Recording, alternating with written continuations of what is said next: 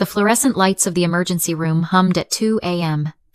A doctor, looking exhausted, told me my appendix was bursting. Emergency surgery. My hands were shaking, slick with a cold sweat as I texted my parents. Scott and Karen. Just 3 words. Hospital. Need surgery. Please.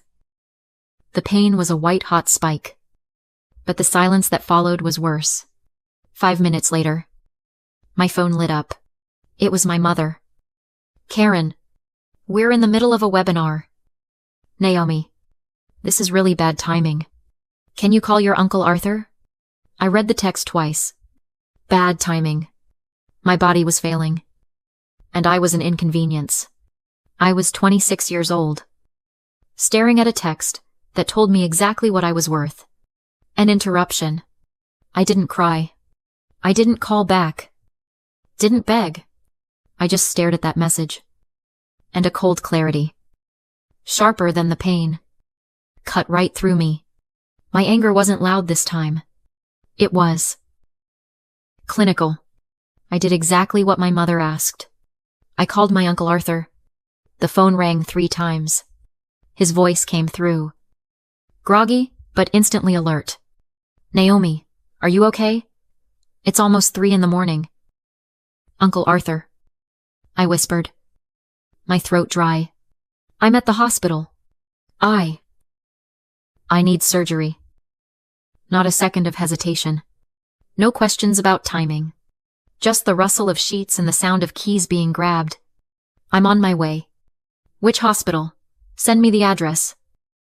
That was my first act of retaliation. It wasn't an act of destruction. It was an act of replacement. When a nurse came in with a clipboard, I took a deep breath. Emergency contact, I said, my voice shaky but firm. I need to change it. Remove Scott and Karen. Put down Arthur. Only Arthur. My Uncle Arthur. A retired librarian with silver hair and eyes that always seemed to be smiling. Drove 40 miles in the middle of the night. He was the one who signed the consent forms for my surgery.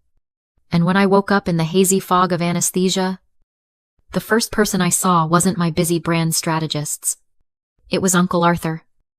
Asleep in that uncomfortable plastic chair next to my bed.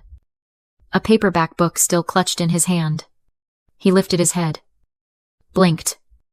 And that warm smile spread across his face. Morning. Gitto.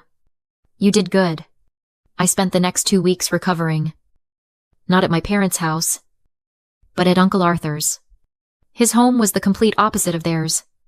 Where their house was a minimalist smart home, all glass, cold steel, and white surfaces that felt like an empty showroom, his was warm. It was cluttered. There were stacks of books in every corner. Dusty shelves that smelled like old paper. And furniture that was actually comfortable. It felt real. It was the first time in my life I felt truly safe.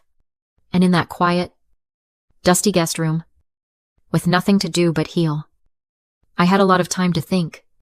That text message from the hospital, it wasn't an accident. It wasn't a mistake. It was the logical climax of my entire life. For 26 years, I had been the invisible asset. I was the quiet, self-sufficient daughter. The freelance graphic designer they could brag about at their networking events. Oh, Naomi, she's so creative. Runs her own little business. They loved the idea of me. They just didn't have much use for the actual person. I remembered. Clear as day. Showing my mother, Karen, my first big contract with a national tech firm. She was in the middle of staging a photo for her lifestyle blog. She barely glanced up from arranging her marble coasters. That's nice. Honey, she'd said. Her smile tight and camera ready. But it's so unstable. Isn't it? You can't build a real brand on instability. My father? Scott, the financial advisor who was always advising other people, was just as bad. When I'd paid off my student loans 3 years early, He'd patted me on the head. Literally. A few good contracts are fine. Naomi, he'd said, his voice condescending. But you just don't understand the pressure of maintaining a real-world brand like ours. We have obligations. I was their obligation. The one they fulfilled with minimum effort. I was the accessory that was supposed to sit on the shelf and look good. Not the one that suddenly broke down and required maintenance at 2 a.m. That night in the hospital, they hadn't seen a daughter in crisis. They'd seen an inconvenient line item, a glitch in their perfectly curated schedule. Lying there, surrounded by Uncle Arthur's books. I realized the cold clarity I felt in the ER wasn't just the shock. It was acceptance. The problem wasn't that they had failed me in that one moment. The problem was that I had spent 26 years waiting for them to be people they simply were not.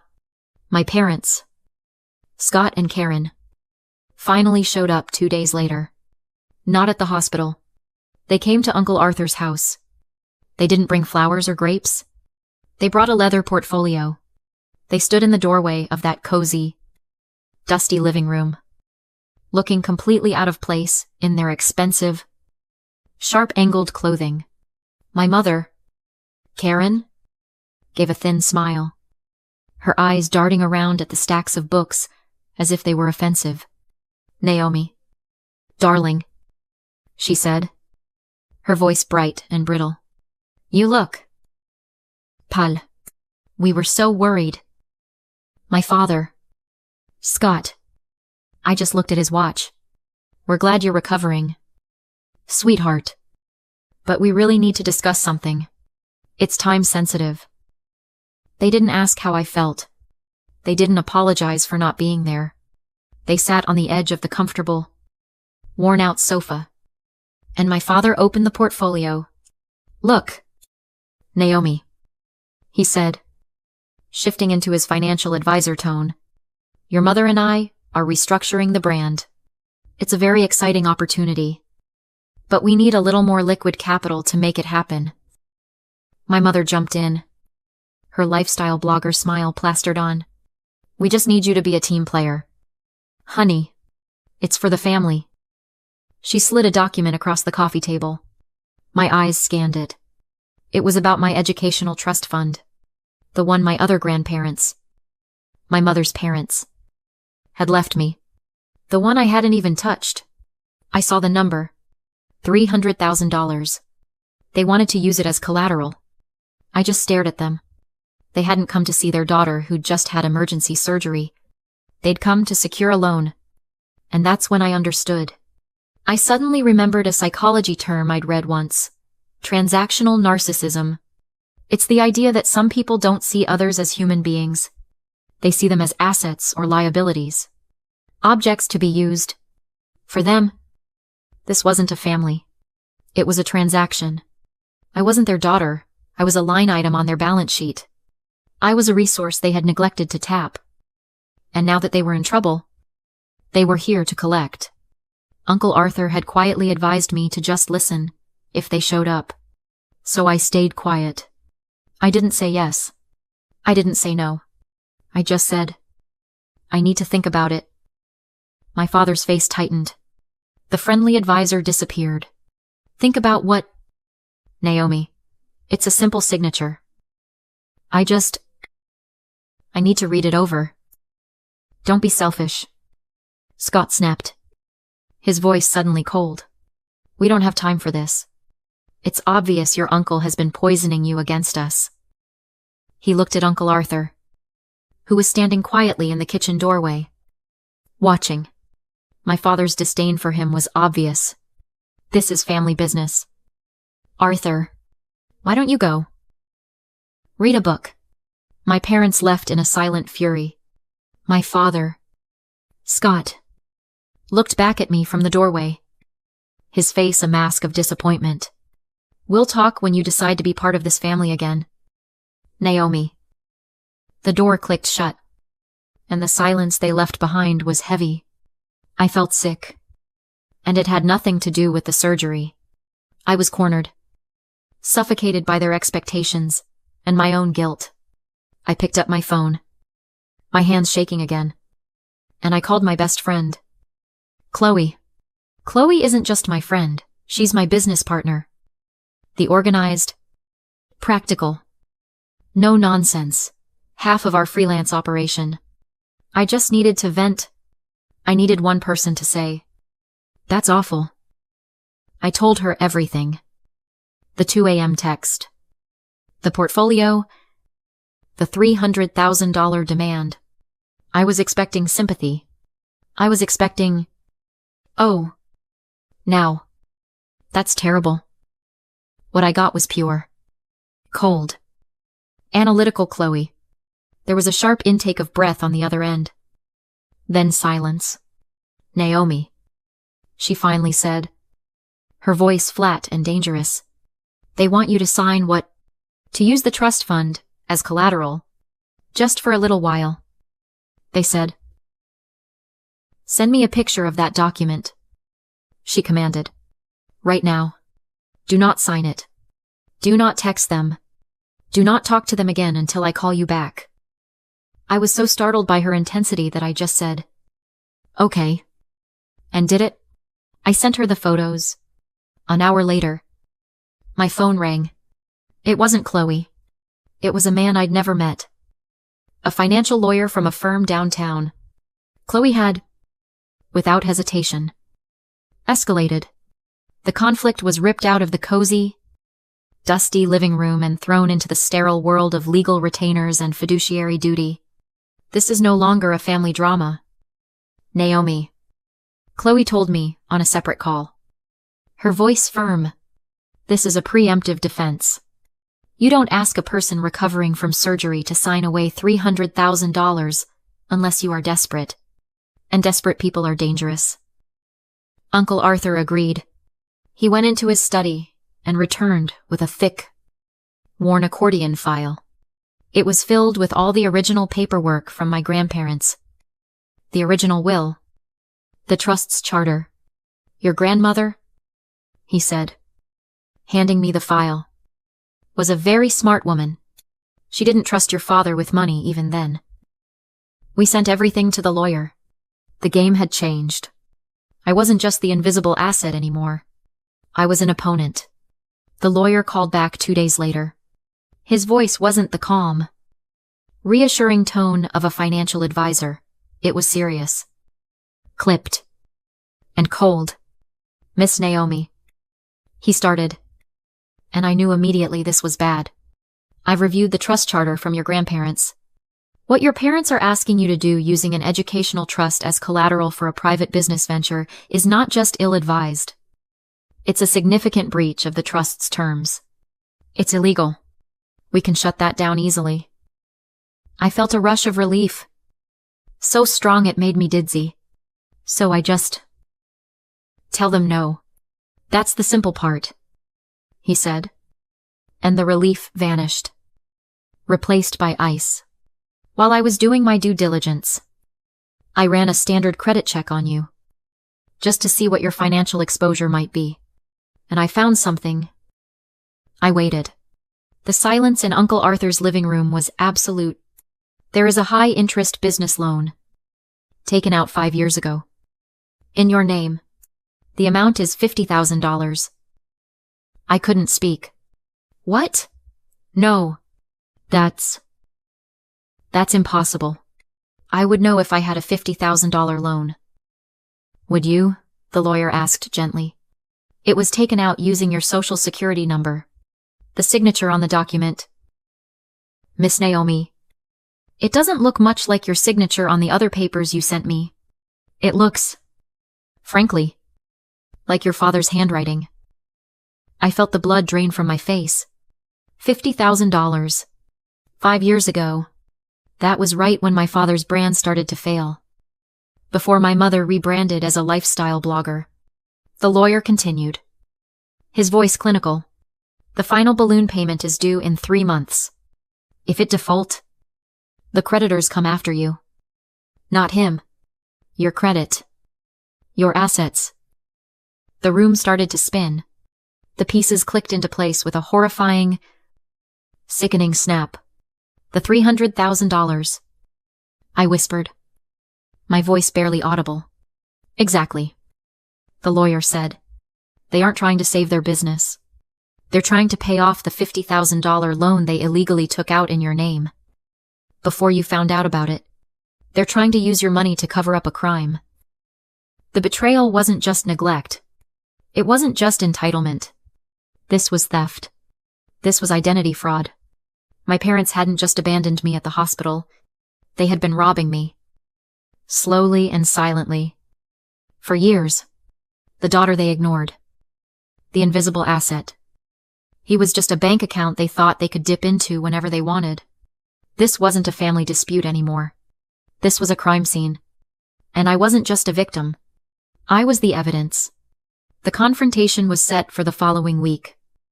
In the one place I felt safe, Uncle Arthur's dusty living room. My parents, Scott and Karen, arrived exactly on time. Not looking apologetic, but angry, impatient. They were here to collect a signature, not to have a conversation. We don't have time for this. Naomi, my father, Scott, started before he was even fully in the room. He was already opening his leather portfolio. We need that signature. Or our timelines are ruined. I was sitting on the old, comfortable sofa. I'd been practicing this moment. I looked at him. Not with the hurt of a daughter, but with the cold, flat stare of a creditor. I know, I said, my voice calm and low. About the $50,000 loan. The words hit the air and hung there. Heavy and toxic. Everything stopped. My father's hand froze on his portfolio. My mother's bright, brittle blogger smile wavered. Then completely shattered. What? My mother, Karen, stammered, her hand flying to her throat. What are you talking about? The loan you took out in my name. 5 years ago. The one you were going to pay off with my trust fund. My father's face, usually so composed and advisory, turned a dark, mottled red. He didn't look at me. He looked past me. At my uncle, who was standing quietly by the bookshelf. You, Scott roared, pointing a shaking finger at Arthur. You did this. You've been poisoning her, turning our own daughter against us. This has nothing to do with him, I said, my voice cutting through his rage. But our brand, Karen finally wailed, and the sound was awful. The perfect lifestyle mask was gone, and beneath it was just raw. Disperate greed. We'll lose everything. Our followers. The webinar. Scott. Do something. That's when he stepped out. I said, just as a man in a sharp suit emerged from my uncle's study, where he'd been listening. It was the lawyer Chloe had hired. Good afternoon, Mr. and Mrs. Scott, the lawyer said, his voice polite but absolute. My client, Miss Naomi, has instructed me to inform you of a few things. My parents looked at him, confused, as if he were an alien who had just beamed into the room. First, the lawyer continued, the trust your grandparents established has been immediately and indefinitely frozen, pending a full investigation. Your access, as of an hour ago, has been revoked. My father looked like he'd been punched. Second, we have a copy of the original loan application for $50,000, along with a certified handwriting analysis, comparing the forged signature to your other financial documents. He placed a thin folder on the coffee table. This is, as you know, a felony. Identity theft. My mother let out a small, strangled sob and collapsed onto their expensive, useless leather portfolio. My father just stared at the folder, his face pale and slick with sweat. Karen looked up at me, her eyes streaming mascara. Naomi. Honey. Please. You can't. We're your family. I looked at her. At the woman who thought a webinar was more important than her daughter's life. At the man who had used my name to commit a crime. I stood up. I felt calm. I felt nothing. Nothing but the cold, clean relief of a long overdue amputation. That, I said, looking down at them both, is not my problem anymore. 3 months later, I was signing a different set of papers. It was a new client contract. A big one. For my own graphic design business. I signed it on the new desk in my new, bright studio apartment. A place I'd paid for with the first legal withdrawal from my own trust fund. Chloe, my friend, and now my official business manager, clinked her coffee mug against mine. To us, she said, smiling. The legal battle had been swift and brutal. Faced with criminal charges, my parents hadn't fought. They'd signed everything. Their brand was dead. Buried under a mountain of debt and a looming fraud investigation. They'd declared bankruptcy. I heard they'd had to sell the cold, white, smart home. My studio was filled with sunlight and the smell of old books. Uncle Arthur had helped me move. Half of his library seemed to be in my new living room. He walked in, carrying 2 cups of tea, just as he had every day of my recovery. He set one down on my desk, his eyes smiling. I looked at him. This man who had shown up at 2 a.m, who had asked for nothing and given everything. And I thought about the people who were supposed to love me. I realized I'd spent a lifetime learning a simple, painful truth. Family isn't always the people you share blood with. Family is the people who show up. Family is the people who protect you, not the people you need protection from. And I realized that sometimes, to find yourself, to build a life that is truly your own, you have to have the courage to let go of the people who were supposed to be your blood. You have to be willing to cut the tie, to close the account, and to walk away. Not in anger, but in peace. I took a sip of the tea. I smiled at my uncle, and for the first time,